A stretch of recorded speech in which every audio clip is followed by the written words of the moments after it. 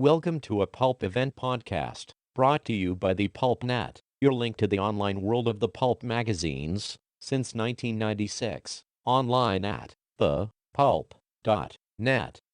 This Pulp event podcast features a panel discussion titled, The Call of Cthulhu, The Development of Lovecraft's Mythos. California State University Sacramento professor, Tom Krabacher, moderates a panel consisting of Nathan Madison, a researcher at the American Civil War Center in Virginia, and author of the Eisner-nominated book, Anti-Foreign Imagery in American Pulps and Comics, John Haefele, author of A Look Behind the Derleth Mythos, Don Herron, editor of the scholarly landmark, The Dark Barbarian, and winner of the 2006 Black Circle Award for Lifetime Achievement in Robert T. Howard Studies, and popular culture scholar Rick Lai, who regularly appears as a panelist on podcasts produced by the Lovecraft eZine. PulpFest's Mike Chom co-introduces the panel. Lovecraft wrote The Call of Cthulhu in 1926, and Farnsworth Wright turned it down, and we'll be talking about Farnsworth tomorrow in our panel on Weird Tales. He turned it down, and then was it Howard? Donald. Kind of talked Farnsworth to take another look at it, and it was accepted and published in 1928. And Lovecraft really didn't look back from there. He would continue along a similar vein with other stories like At the Mountains of Madness, The Shadow Out of Time, Whisper in Darkness. And then he would ask other writers to join in on the fun. And this is what he wrote in one of his letters. He called it his synthetic folklore. And he wrote, I think it is rather good fun to have this artificial mythology given an air of verisimilitude. How do I say that? Verisimilitude. Yeah, there you go. By wide citation. It's easier to write than it is to say. By wide citation. And as we know, some of the writers who responded to his requests, Clark Ashton Smith, Robert E. Howard, Robert Bloch, Frank Belknap Long, Henry Kuttner, and August Derleth, and many others. And he also wrote in another letter, all of our gang frequently allude to the pet demons of the others. Thus, Smith uses my Yog Sothoth, while I use his Sathagwa. I'm better at that than the other word, I think. You got Also, it right. I don't know how to really pronounce. None of us do we? Also, I sometimes insert a devil or two in my own tales, of my own in the tales I revise or ghostwrite for professional clients. Thus, our Black Pantheon requires an extensive publicity and pseudo-authoritativeness it would not otherwise get.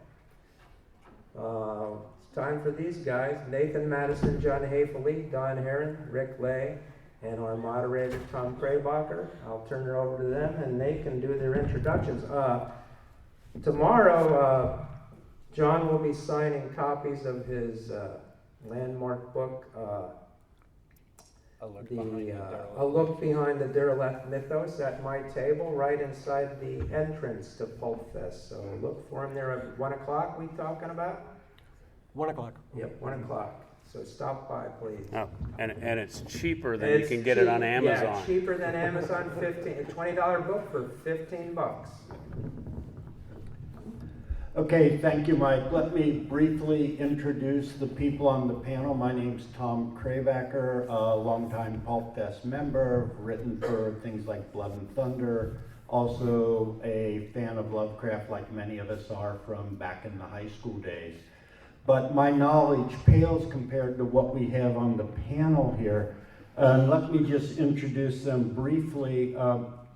Next to me is Rick Lai, as in the potato chip, who most of us probably know simply because he's a longtime member, attendee of PulpFest. He's done lots of work. He's done created chronologies or developed chronologies of Doc Savage and The Shadow.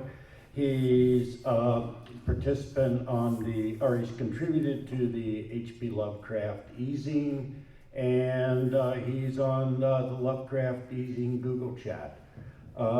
Next to him is Don Herron. Don Herron is known primarily, I think, for his work on Robert E. Howard, particularly his classic book, The Dark Barbarian, which in many ways is probably the first book on any pulp subject ever really to be introduced into the academic world by an academic press.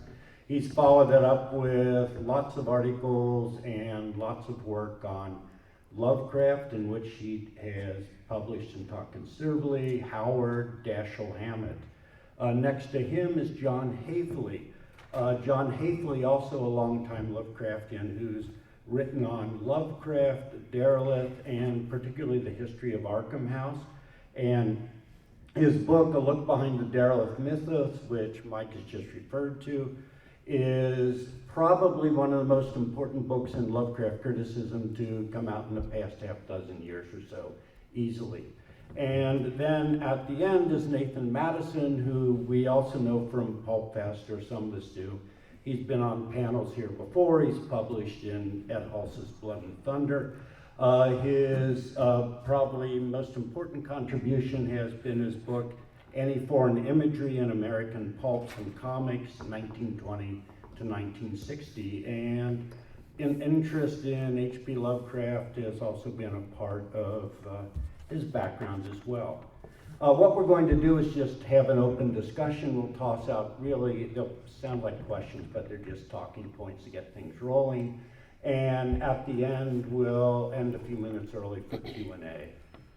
And let me start by asking John to address really something that's probably the most fundamental thing of this discussion, which is, since we're looking at the evolution of the Cthulhu mythos, asking to explain the difference between what has commonly in recent years come to be known as the Lovecraft mythos versus what we generally refer to as the Cthulhu mythos. So, John. That's a pretty big question. Let's see if I can answer it. For many, many years after H.P. Lovecraft died and people started to write about the Cthulhu mythos, sometimes they were writing about Lovecraft's work exclusively, and sometimes they were writing about all the different works that other people were doing along with what Lovecraft was doing, which became known as the Cthulhu mythos. But when you look at some of the criticism and you read it, the titles will confuse you. You'll be reading about the Lovecraft mythos, but you're really talking about the Cthulhu mythos and vice versa. As early as 1944, when August Derleth wrote a memoir, he actually says in there that he's talking about the multi-author Cthulhu mythos, although he's talking a lot about H.P. Lovecraft because Lovecraft had so much to do with it and the book was a memoir about Lovecraft. It's still the broader topic that he was talking about. What's happened in recent years, and it's been kind of a breakthrough, is that just almost as a shorthand, people are using the term Derleth mythos to talk about August Derleth's unique contribution to the system, and the Smithos or the Smith mythos, or the Lovecraft mythos to talk about the H.P. Lovecraft mythos. And in that case, we're just talking about what H.P. Lovecraft did. The other interesting thing to say about it is that the Lovecraft mythos is considerably broader and larger than the Cthulhu mythos. The Cthulhu mythos was a later development, and the authors took it, that were all working on it, took it in a certain direction, whereas the Lovecraft mythos, it all ties together, and it starts with his earliest work and really from his poetry. In fact, as of this year, the Cthulhu mythos is 100 years old. If you go back to the very beginning, it's 100 years ago in 1916 when he wrote The Poet's Nightmare, I think, with that middle section, which is a very cosmic poem.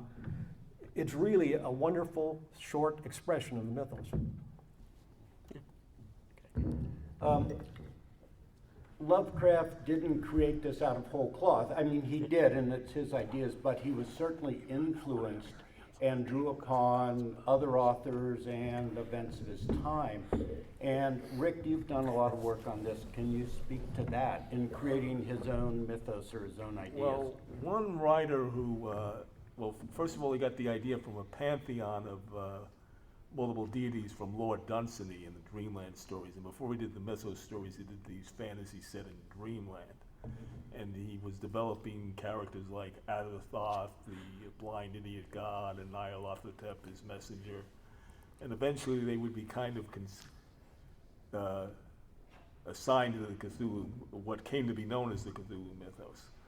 Now, his early influences, besides Dunsany, Ambrose Bierce is a major influence. Now, he somewhat gets overlooked because Ambrose Bierce wrote a series of stories which influenced both H.P. Lovecraft and Robert W. Chambers. And Robert W. Chambers wrote a famous book called The King in Yellow, which some of you may know from True Detective, or some of you may have read independently. And for a long while, it was misunderstood that the Necronomicon was influenced by Robert W. Chambers' The King in Yellow because it was so similar. But when you read the letters of Lovecraft, you saw he created the Necronomicon around 1920, and he didn't read The King in Yellow till 1927. But the reason for the similarities was Ambrose Bierce.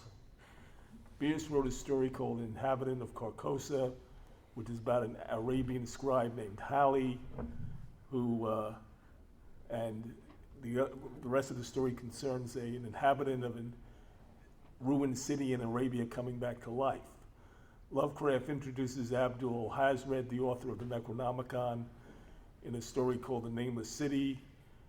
So we have an Arab scribe, and like Haefele, he writes about death and resurrection. And we have then all the inhabitants of that city coming back to life. And there are some other similarities an acknowledgement that Bierce influenced the Necronomicon, which was Lovecraft's book of black magic, was in the festival, in which another fictional book created by Ambrose Bierce, Marvels of Old Science, or Marvels of Science rather, appears alongside the Necronomicon. Thank you. Nathan, one of your interests has been not just the literary influences on Lovecraft, but the cultural and social and political environment of its time. Can you talk a little bit about how that influences or shows up in his writing? Yeah, I mean, that may just be the cultural historian in me, and I may be looking into it more than I should be. But I've always seen a lot of his, particularly the Cthulhu Mythos stories, to be kind of an extension of the stuff he was writing about in his amateur journalism work. A lot of the political, a lot of the economic things. One thing that kind of struck me, and other people have mentioned it too, is that he seems to write about the races that he's talking about, the old ones or the great ones and whatnot. Their political and social economic structures are kind of the ideals that he expressed in a lot of his amateur journalism writings about what he thought would be best for America and the world for that part. And I think going forward, a lot of the guys who followed kind of expanding on these mythos stories after he was gone, I think they didn't really follow that aspect. I think they were kind of going along with the strange and the weird kind of aspect, weird fiction that they're known for. But the political and the economic ideas that he put in his stories, I don't think they followed him a whole lot. But I think they're a big influence on what he was writing and why he was writing it in a way. What about other writers, contemporary writers, who were, through correspondence, largely became friends and in many ways influences on Lovecraft in the development of his own ideas?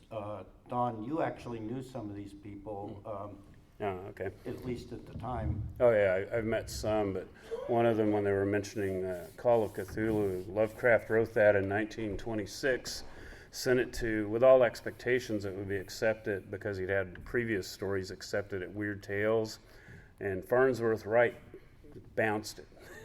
And so Lovecraft's kind of stumbling because this should have been published today, the Call of Cthulhu, Cthulhu Mythos, obvious instant classic, and it was rejected. And what happened was it would circulate in their a circle of friends and correspondence, and Donald Wandry from St. Paul, Minnesota, he was 17 or 18.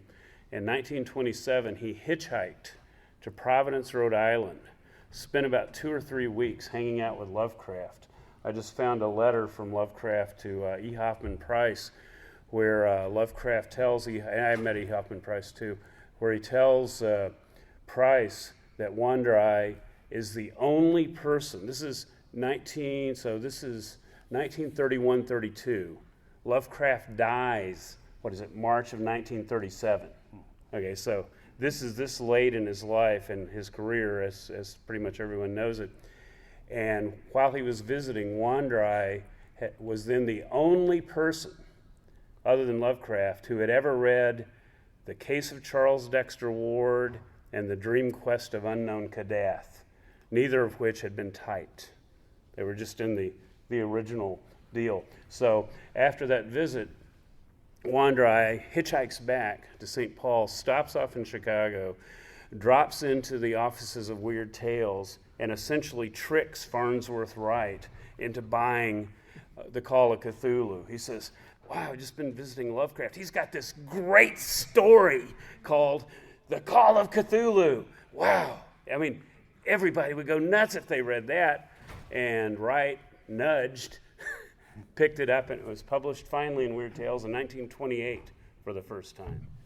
And I'll do more later. I don't want to do the whole thing. Rick, what about the ideas of other writers? We talk about the Cthulhu mythos or Lovecraft's mythology, but he was not alone in creating his own mythic worlds, if you will. Right. Well, Robert E. Howard and Clark Ashton Smith were, in a sense, creating their own mythologies involving lost continents and ancient civilizations. Robert E. Howard, of course, had the King Cole stories, the Bram McMorn stories, the Solomon Kane stories, and then Conan, of course. And they're all interconnected in what you may almost call an Hyborian mythology in a strange sort of way, if we had to coin a term for it. And Clark Ashton Smith was doing a sort of lost continent mythology, which involves both continents in the past, like Hyperborea, and continents in the future, like Zotaki. And there were writers who just came in briefly into the Cthulhu mythos, and I think the unsung hero of the Cthulhu mythos is Frank Belknap Long, because he was the first writer to do two things. He was the first writer in the Lovecraft circle to bring in Arthur Machen. He wrote a poem called The White People, which is based on the short story by Machen. He introduced Machen, the writings of Machen to Lovecraft, and then Lovecraft began to use all sorts of paraphernalia from the White People and the Dunwich Horror and other stories. And the other thing that Belknap Long did, he was the first writer inside the Lovecraft circle who cross-referenced Lovecraft. He did it in a story called The Weird Snake, which not too many, most people think it was the first crossover was the Space Eaters by Long, but it was actually a story called The Weird Snake about this Middle Eastern goddess who was the head of a snake. And there's a reference to Abdul al-Hazred, the author of the Necronomicon, in that story. I know about it. Okay, other people in the I think John should do his thing. This is one of the parts of his Derleth Mythos book that he added in for the paperback that's out there, the Long Lovecraft, which I was reading it and I'd never heard of this, never thought of it. I don't know that I can go through all the detail up here from memory, but Long and Lovecraft met in New York often and they spoke together, and there's a great deal of influence that Long had on Lovecraft, particularly moving Lovecraft away from pure supernatural and in the direction of cosmic science fiction almost. That was Long's interest. And Long heard Lovecraft read The Color Out of Space. And I think if you look at the stories that followed between The Color Out of Space and what Long was writing and culminating with The Whisperer in the Darkness, you see a series here. And you have to go back to the stories and track all of this. But Long, the writers in, what is Long's story? The Space Eaters? Space Eaters, when yeah. they're talking about the story that the author was trying to write, and to create this, he was unsuccessful in creating this mood until the very end of the story. He's really talking about the color of space. He's talking about colors that can't be seen and everything else, and that's the story that Lovecraft had written. When you realize what happened to the characters in the Space Eaters and how they're besieged by something it's very similar with what's going on with the color out of space. It's something that can't be described. It's a force. It has all kinds of emanations, different descriptions for it by whoever has seen it at the moment. And this is all going on. But you can follow the threads of the playfulness between these two men right up until the Whisperer in the Darkness, because the Whisperer in the Darkness has the same, it's almost like they had the same story idea and they both wrote their stories, because the Whisperer in the Darkness has when the home that Haefele lives in is besieged, and it's remote and it's a farmhouse, and even the buzzing versus the noise effects that's in the Space Eaters.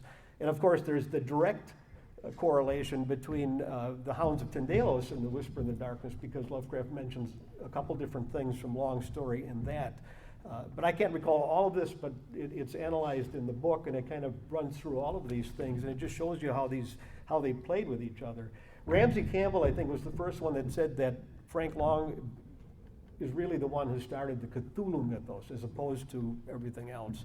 And then Lovecraft really picked up on it that was in 1928, but Lovecraft really picked up on it in 1929 when he, on his own, initiated the Smith character into the Mound, and then immediately wrote Robert E. Howard that he had done it. He was so excited about it. There's a big misconception out there that Lovecraft wasn't excited, or that he was tolerating these people that were contributing to the mythos, but the fact is that he really enjoyed it.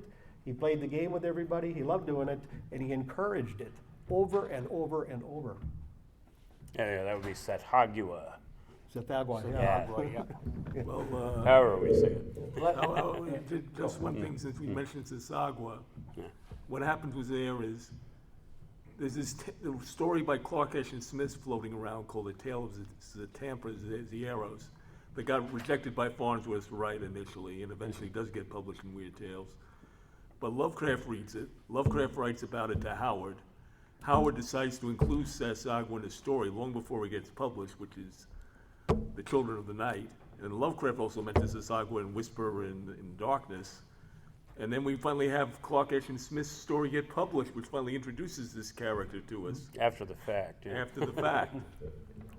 Yeah, so the Lovecraftians point to the irony of H.P. Lovecraft putting Sathagua in print first, but the truth of it is that Robert E. Howard did.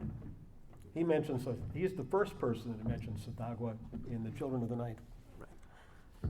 I think this brings us then to a good point to discuss or talk about the basic question, which is then, what is the Cthulhu mythos? Not so much a listing of gods or characters, but what are the themes of it?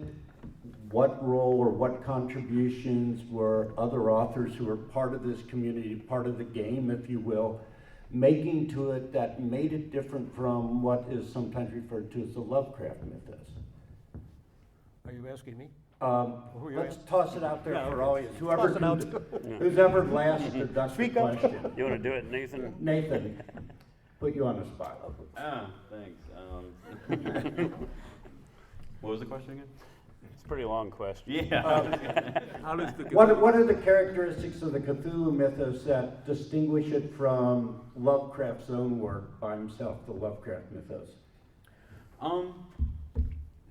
For me, I like I said, I'd have to go back to what I said earlier.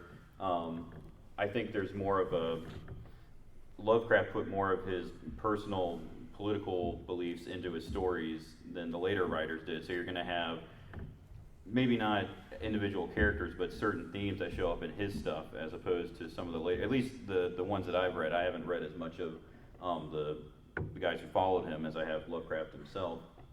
But I think some of those themes, like I said, this idea of the great ones and this kind of oligarchical government that they have, and the kind of emphasis he gives to whether he's talking about the people on the mound or any of the other races, this kind of emphasis that he has on their social structure, describing that, taking the time to go into that, I see that more in Lovecraft than I do any of his followers. Some people have said that the social structure that appears in the Mound and at the Mountains of Madness, among others, reflects evolving political thinking of Lovecraft himself that's reflective of the times, particularly the Great Depression and the times that follow after that. Yeah, as far as his political thought, that was definitely, you can see this really pretty significant demarcation between when he was writing before the Great Depression and afterwards. I don't think it's not fair to really, he was not a fan of Bolshevism. He wrote extensively in amateur journalism about how he didn't care for Bolshevism at all. But you see after middle of Depression, 1933, he's writing with these themes where before he was talking about characters in a past tense, and going forward he's talking about ideas that are implemented by these creatures in their societies that he actually personally thinks would benefit people now, or his now, as far as the Great Depression. He talks about issues of unemployment and social structure and everything.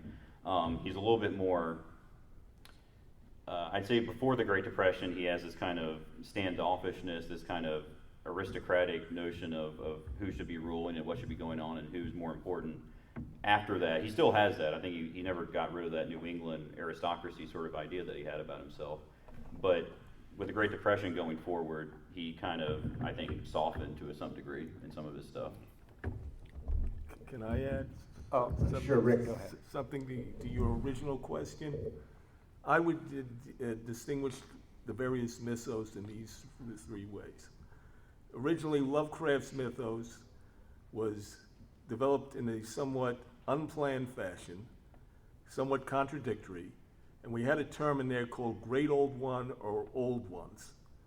And depending on which story you read, they were either A, a group of aquatic beings led by Cthulhu, B, a series of invisible beings led by Yog-Sothoth who were cousins to Cthulhu, C, a group of crustaceans from the planet Pluto, D, a group of crinoid beings who live in Antarctica, or finally, in a revision story called The Mound, a group of humanoids who worship Cthulhu, who live under the earth. He also worships the Sagwa, too.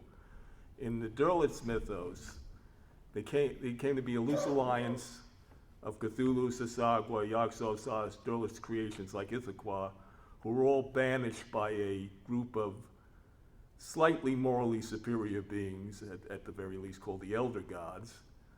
And then in most Cthulhu mythos fiction, they're just a loose alliance of ancient beings. Well, John, the word's been dropped, the Derleth mythos. Well, yeah, I really want to comment on what you said and on what you said. Just coming back to your comment about the societies, Lovecraft kept showing more and more advanced and more perfect societies in his fiction, and The Great Race and The Shadow Out of Time was his best FDR imitation, I guess, that you could possibly do. And these beings were so evolved and so far ahead of anything. They existed for so long. But the mythos never went away. That was still not his purpose. He did that because that's who Lovecraft was and how he wrote. But these beings, you learn that, 2/3 of the way through that they were men just like us. You start out horrified by them. But you are changed as the reader because you get 2/3 of the way through and now you learn that they're men. There's a point in that story where it almost sounds like you're waving goodbye at Disneyland because you're leaving the land of the old ones. And he says that, and it's written in there someplace. And that's because they are just like us. They encounter the unknown at the end of that story, and that's still the mythos. There's a huge mythos story underneath underneath At the Mountains of Madness, as well as The Shadow Out of Time, which we take a long time to talk about here. But the other aspect of the origins of the Cthulhu mythos is, I don't know that I can say that this is a fact, but we know that Lovecraft, in about just before he would have graduated from high school, I think they talk about it like it was a nervous breakdown, but he went through a period where he was not seen by anybody, and he read voraciously, and he read everything. And I don't think he recalls half of what he read during that period. That's all he did was read during that period. And now and he also wrote fiction, which he threw away and didn't keep. other than a handful of examples. And in 1916, he sort of starts to break out of this thing, and he's writing poetry again, and they convince him to write some fiction. Now, for the next 10 years, or excuse me, for the next few years, everything that he writes comes out of his unconscious. It's all dreams. It comes out of his dreams. The Dagon or the Nameless City or almost all of the poems are things that he dreams about and he works the imagery in. And it's kind of a neat cycle that starts here, because as he expands these stories and he makes these references, I think there comes a point where he actually starts to recognize fiction that he has read before. He certainly recognizes Edgar Allan Poe. And there's one person that has never been talked about enough, but Poe's influence on, for example, the dream stories or the dream landscapes is much, much greater than Lord Dunsany. Lovecraft himself says that Dunsany influences only strongly in about 4 or 5 of the stories that he wrote.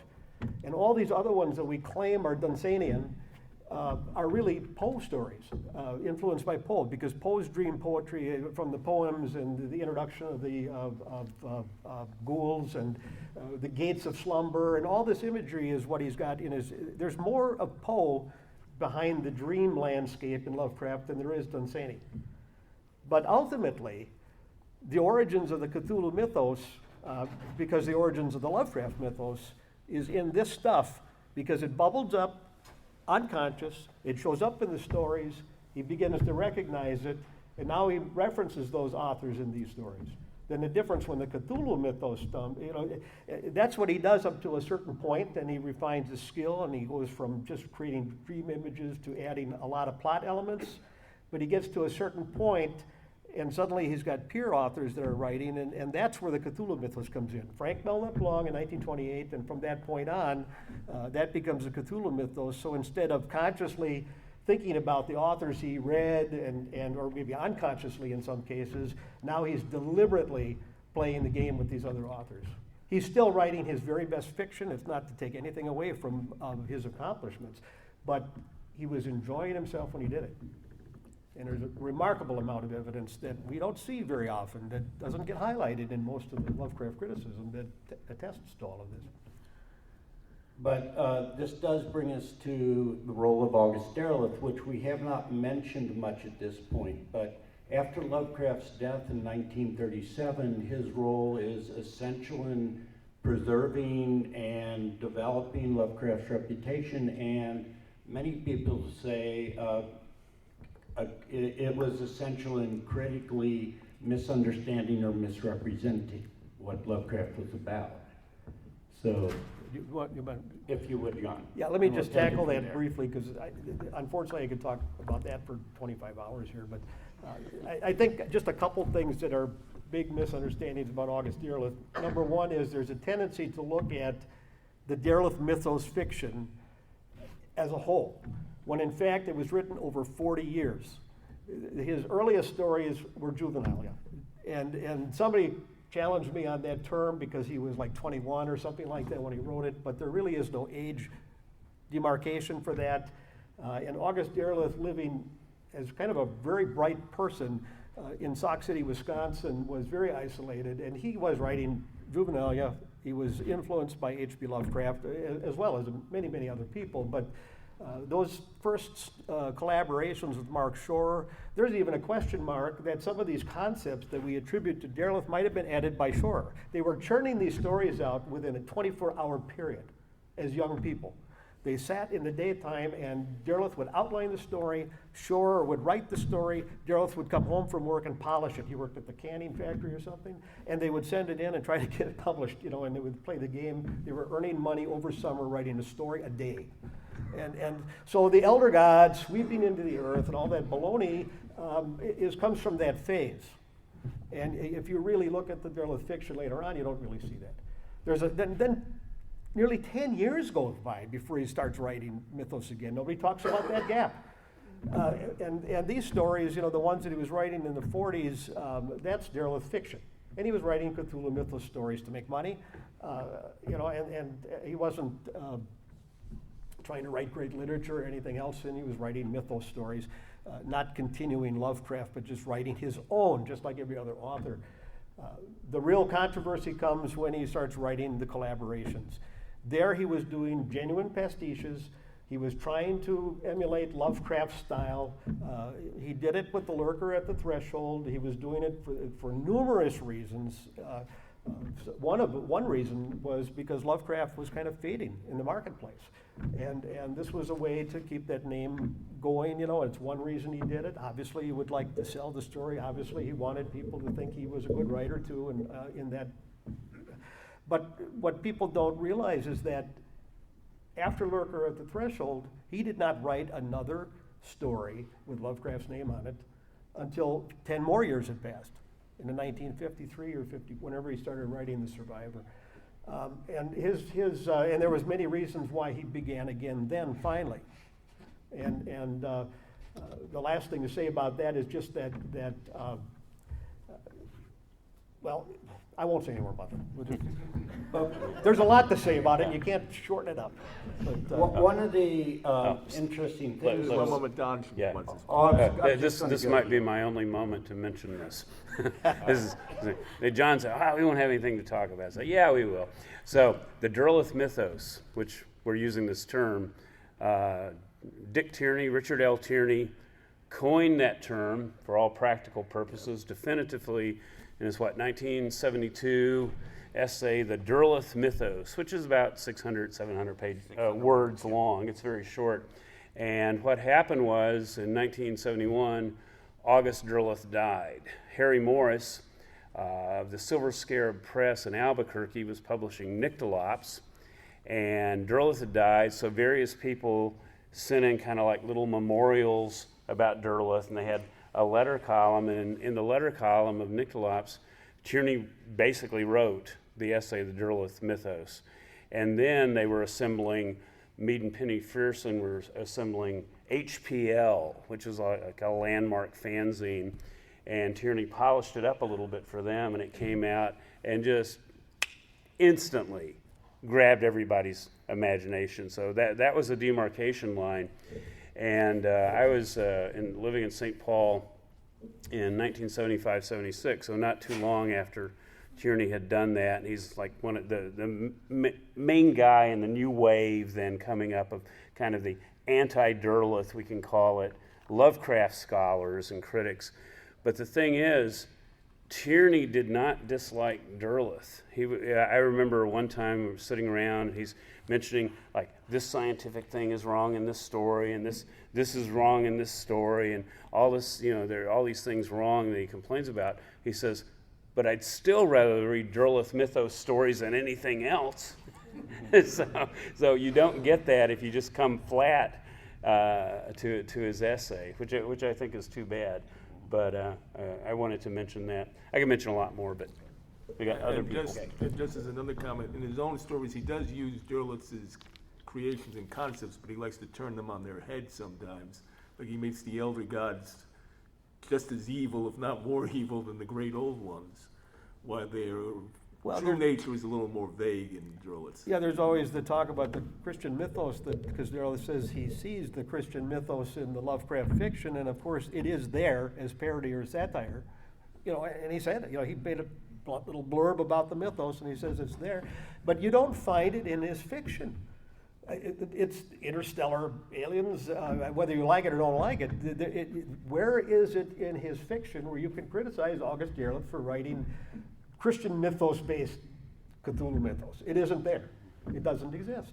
It's in none of his stories. In fact, it's more in Lovecraft stories than it is in Derleth stories. No. Are we ready for questions? I think we're getting to the point, we're running towards the end of time, and we got questions coming up. A couple of people have indicated an interest. Let me toss the last question out here, which most people know is coming, which is, if you could name your favorite or the best Cthulhu Mythos story that wasn't written by H.P. Lovecraft, what would your choice be? And we'll start with me. And I think if it was by one of Lovecraft's contemporaries, it'd probably be The Black Stone by Robert E. Howard. I mean, it's a personal choice. Some people argue otherwise, and but I go with that. If it's by someone of a later generation, I think it would be Fritz Leiber's a bit of The Dark World, which appeared around 1960, 1962, which I think catches Lovecraft's feel of the cosmicism and just something lurking on the edges out there, better and more subtly than just about anything I can recall by other writers.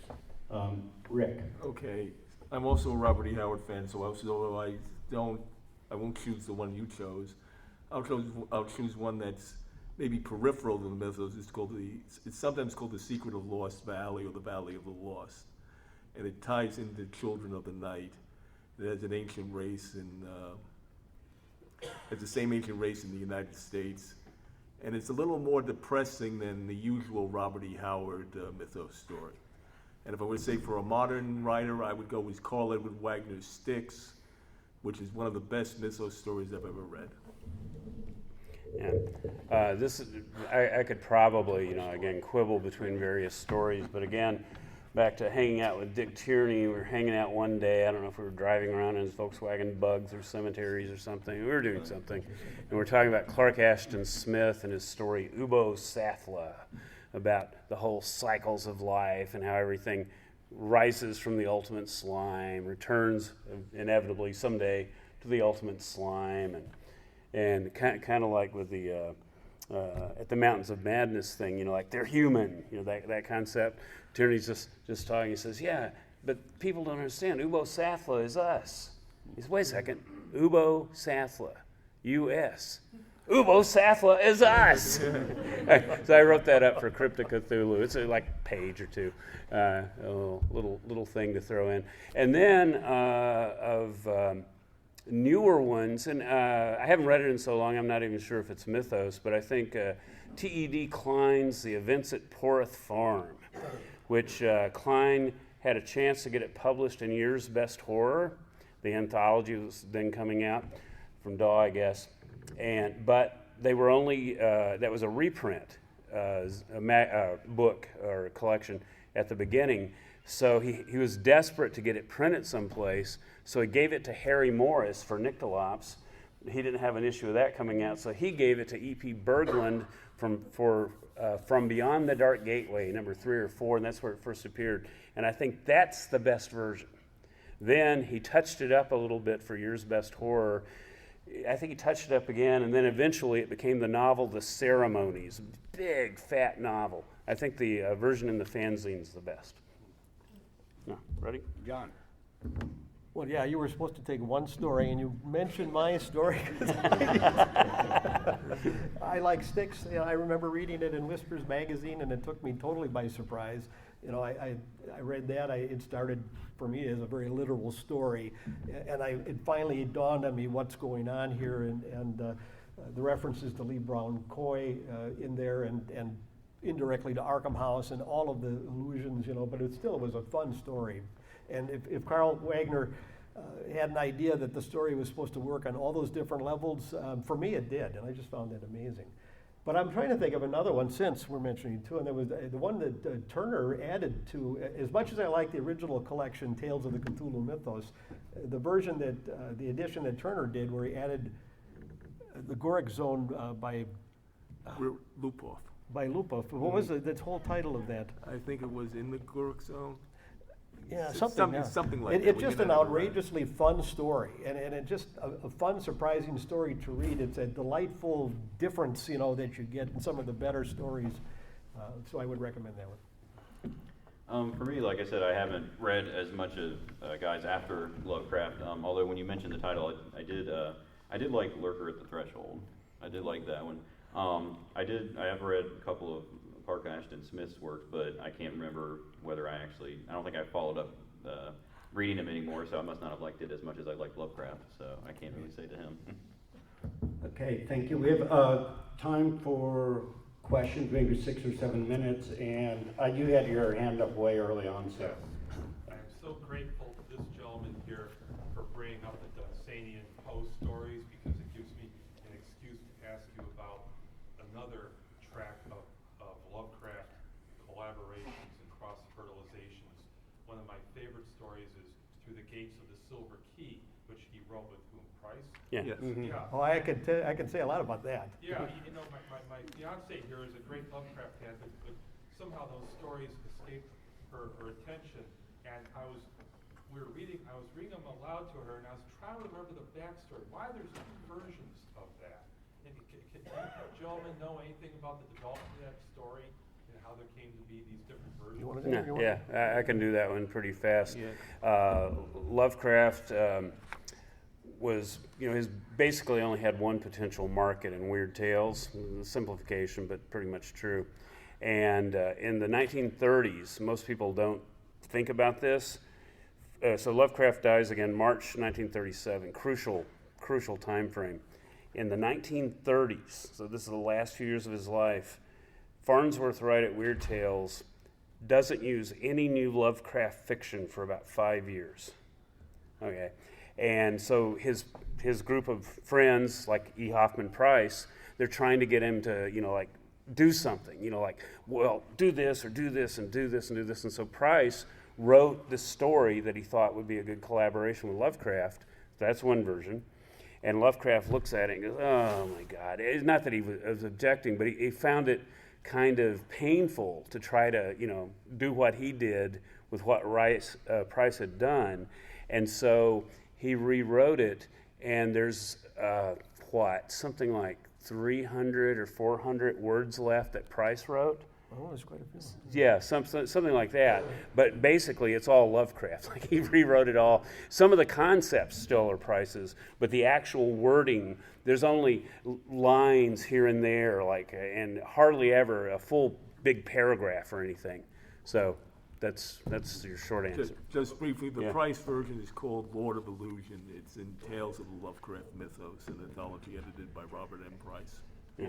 Wait a minute. So I had an old At the Mountains of Madness by Arkham House hardcover made in the 60s. And then I got the corrected version that came out in the 80s and the 90s. Those two are different. So you're saying the more pure Lovecraft. No, they're not that's different. S.T. Joshi changed a lot in that, and we can debate whether he made the right decisions or not. Oh, so you're saying there's three versions? There's really a three. There's an S.T. Yeah, I was talking about the two real versions. Yeah, what happened? What happened was S.T. Joshi. Some was spelling changes, and this I have a little disagreement with. I generally don't disagree with the changes he made, but he kind of Price did some revisions after Lovecraft did his major overhaul. It was mainly involving the Necronomicon quote in there, and like he had a reference to Children of the Fire Mist, and it became the Winged Ones in the Joshi approved version. That's because Lovecraft originally wrote the Winged Ones, and Hoffman Price changed it to Children of the Fire Mist, which to me sounds a lot better than maybe that's just me. But that's why there are three versions. I don't mean to cut you off. We got 5 minutes. Oh, We got 5 minutes tomorrow or left, later. and just If you have a chance to other stop, I people's want to tell you questions. something about that story. Yes, I have a question for John. It's two-part. One is, can you comment on Derleth's misinterpretation of the so-called black magic quote from Lovecraft, and also his reference to the idea that the beings could be compared to elementals? Those are two very big questions again. Derleth, I'll answer the second one first. Derleth was trying to incorporate the worlds of other authors into the mythos when he was writing his earliest stories. And some of them that were not collaborations, like the Thing That Walked in the Wind, and that Lovecraft was actually a participant in that story with Derleth. And Derleth was incorporating Algernon Blackwood's idea of elementals. And there's quite a few references in Lovecraft stories to earth gods and things that are free to roam, and that's really what Derleth was picking up on. Not every great old one is trapped on Earth someplace, but they are able to move out. And Lovecraft makes all kinds of references to other things on this planet. In the Call of Cthulhu, there's a paragraph, and I'm paraphrasing here, but it says, things came out of the earth from the depths of the earth, but they were not the great old ones, you know. But there was something else that was there also at the beginning when all these things were going on the planet that still came to see people. There are all kinds of references in Lovecraft's fiction. I'm beginning to incorporate that all right now in the book I'm writing now, you know, so I don't have them all at my fingertips, but there's a lot of evidence to show that what Derleth was doing with some groups of his demons, or whatever you want to call them, is roughly or loosely based on what Lovecraft was doing, but he was also creating his own mythos. As far as the Black magic quote, I have a long section in the book, and I can't remember the chronology of all of this, but there's a number of letters that are lost. And I never had a problem with the black magic quote. When I went into the library in Madison, Wisconsin, and I got the entire letter that has what Farnese, I think his name was, wrote to Derleth, and you read that whole letter, I don't find it such a antagonistic position to what I see in Lovecraft's fiction, because there is magic in Lovecraft's fiction. We don't understand it as magic, we understand it as science and things like that, but how can you possibly read Dreams in the Witch House and not realize that that's exactly what Lovecraft was doing in 1930, especially in 1930 when these letters were going. You got a sorcerer basically out of Innsmouth in the thing on the doorstep. We actually have references to spells being cast in the last story he wrote, The Haunter of the Dark. This threads, there's two tiers of mythos stories that are intertwined that thread all the way through Lovecraft's fiction from 1926 on, and magic and other components, supernatural, interdimensional type stuff, as opposed to the outer space aliens and civilizations, are one of those two big great themes that he uses and crosses over. So I think very likely that the quote is fairly accurate, or it's based reasonably close on something that Lovecraft said. And just one other point too, there's a lot of people take that all my stories are this or that or the other thing. Lovecraft made that as a rhetorical remark in the letter, and he's probably referring to all the stories I'm doing now, or all the stories that we're talking about, or all that we've talked about in the past letters. I can't imagine that he could possibly be applying it all the way back to every single thing that he's written, which is the way that people interpret it these days. We got to wrap it up. Sorry. Yeah. Out of time. Out of time, out of space. Or is that backwards? Out of space and time. Whatever John says, but the fact is we're getting the signal that the time for the panel is up, and the next panel will be starting shortly. So I'd like to thank our panelists and invite you to come to the Weird Tales panel tomorrow night, which will follow on aspects of this topic. Yeah, I lost it. There you go. Thank you, Tom. You've been listening to a Pulp Event podcast, brought to you by the Pulp Net. When your next adventure was just a dime away. Please visit us online at thepulp.net. Thank you for listening, and keep reading the pulps.